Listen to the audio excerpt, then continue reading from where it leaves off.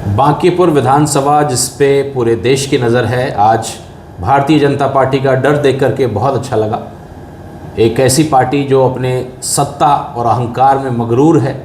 आज चाहे वो टैक्स आपके घर गांव-गांव के एक-एक घर से वसूलने की बात हो, सड़क पे स्टेट हाईवे पे टैक्स वसूलने की बात हो, या अब अनाज में नाम काटने की प्रक्रिया जिसमें कहा जाता है कि मोटरसाइकिल होगा, 4 चक्का होगा, 10,000 रुपये आपके परिवार का इनकम होगा तो आपको अब अनाज नहीं दिया जाएगा। पता नहीं ऐसे कौन कौन से नियम लागू करने जा रही है सरकार। इससे एक बिहारी को बहुत डर लगता है। कहीं ना कहीं सत्ता को जो है उसके अहंकार को ख़त्म करने के लिए जिस तरीके से भरत तिवारी जी का इनकाउंटर किया गया, एक ऐसा नौजवान जो कोशिश कर रहा था समाज के लिए लड़ने का, बोलने का, आप जज बन करके, आप यमराज बन करके फैसला दे देते हैं। तो कहीं ना कहीं ये मगरूर सत्ता को होश ठिकाने लाने के लिए बांकीपुर विधानसभा को हराना बहुत ज़रूरी है। और उनका डर देख करके बड़ी तसल्ली हुई। मैं आग्रह करता हूँ आरजेडी के तमाम कार्यकर्ताओं से, मैं आग्रह करता हूँ एक एक बिहारी से जो चिंता करता है कि एक बेहतर सरकार, एक बेहतर पढ़ा लिखा मुख्यमंत्री बने और बिहार को अच्छी जगह लेकर के जाए। आज तनख्वाह देने का पैसा बिहार के पास नहीं है। आज वृद्धा पेंशन देने के लिए हमें आपदा से पैसा निकालना पड़ता है। एक बहुत चिंता का विषय है। और एक विजनरी मुख्यमंत्री अगर नहीं होगा तो शायद बिहार किस गड्ढे में गिरने वाला है उसको देख करके बड़ी चिंता जो है एक एक व्यक्ति को होती है।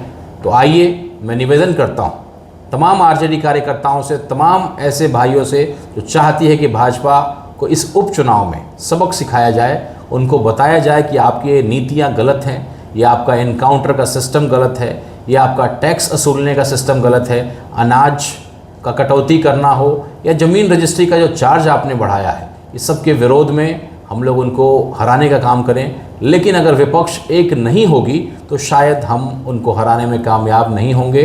16 तारीख को, 16 जुलाई को कैंडिडेट वापसी का अंतिम दिन है। तो मैं निवेदन करता हूं कि तमाम ऐसे मेरे भाई जो चाहते हैं कि विपक्ष एक हो जाए, मैं फूल, गुलदस्ता, ढोल, ताशा जो भी संभव हो और बहुत ही डिसिप्लिन वे में आरजेडी कार्यालय जा कर के उनसे निवेदन करें कि आप अपने कैंडिडेट को वापस ले लीजिए। क्योंकि हम ये जानते हैं कि अगर विपक्ष का मजबूत कैंडिडेट कोई अगर होगा तो प्रशांत किशोर जितनी मजबूती से लड़ लेंगे, मुझे नहीं लगता है कोई दूसरा कैंडिडेट बांकीपुर में लड़ पाएगा।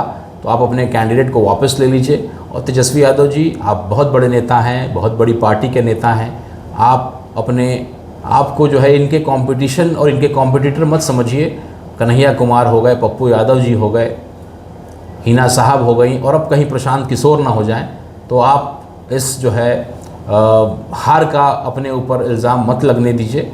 और एक होकर के विपक्ष अगर चुनाव लड़ती है तो निश्चित रूप से भाजपा को हराने में सफल होगी, कामयाब होगी। और ये भाजपा का डर नज़र आया जिस तरीके से आनन फानन में उन्होंने अपने अभिषेक सिन्हा कैंडिडेट जिसका नॉमिनेशन तक करा दिया था, उसका नॉमिनेशन उन्होंने वापस लिया, नए कैंडिडेट की घोषणा की। ये साफ दिखाता है कि अंदरूनी कलह भाजपा के नेताओं में बहुत चरम पे है, अंदरूनी कलह कायस्थ समाज में बहुत चरम पे है। और कहीं ना कहीं ये साफ दिखाता है कि राष्ट्रीय अध्यक्ष पद तो आपने दे दिया है लेकिन पावर नहीं दिया है। क्योंकि उनके अनाउंस्ड कैंडिडेट को आनन फानन में जो उस पार्टी के 2 सुप्रीमो हैं उन्होंने बदलने का काम कर दिया। कारण क्या है मुझे नहीं मालूम, लेकिन ये साफ दिखाता है कि आप डरे हुए हैं। और अगर विपक्ष एक हो गया तो निश्चित रूप से हम लोग उस अहंकारी पार्टी को, जो सत्ता की जो है अहंकार में चूर है, मगरूर है, उनको हम लोग सबक सिखाने का काम बांकीपुर की जनता करेगी। बिहार एक ऐतिहासिक धरती रही है, लोकतंत्र की जननी कहा जाता है। वक्त आ गया है कि फिर से बिहार में हम लोग जवाब दें और इसका असर उत्तर प्रदेश में भी दिखेगा। मुझे पूरा विश्वास है कि विपक्ष एक होकर के इस चुनाव को लड़ेगी और भाजपा के अहंकार को ख़त्म करेगी। बहुत बहुत शुक्रिया।